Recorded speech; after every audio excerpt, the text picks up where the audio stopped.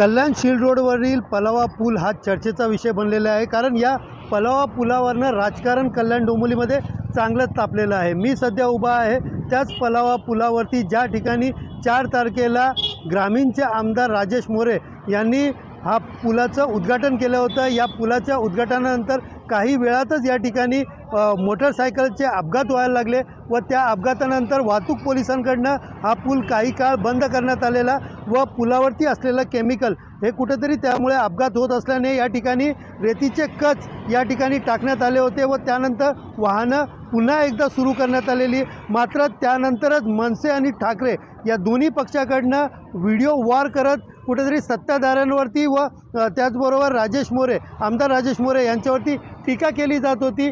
व आज सध्या आपण पाहायला गेलं तर ठाकरे गटाकडनं या ठिकाणी उद्घाटन करणाऱ्या आमदार व त्यासह इतरांवरती गुन्हे दाखल करण्यात यावे अशी देखील मागणी पोलिसांकडनं केलेली आहे। तर दुसरीकडे पाहायला गेलं तर थोड्यापूर्वीच या ठिकाणी मनसेचे माजी आमदार राजू पाटील यांनी देखील या पुलाची पाहणी करत संबंधित पुलाचं काम निकृष्ट दर्जाचं असल्याचे सांगत लाचलुचपत अधिकाऱ्यांनी याची चौकशी करावी अशी देखील मागणी केलेली आहे। एकंदरीत पाहायला गेलं तर या पलावा पूल आता सध्या तरी सुरू असला तरी या पलावा पुलामुळे कुठेतरी राजकीय वातावरण तापलेलं आहे।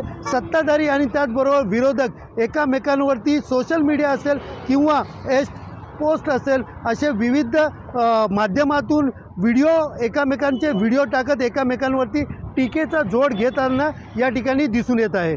कॅमेरा पर्सन दिनेश जाधवसह सुनील जाधव, TV9 मराठी, कल्याण।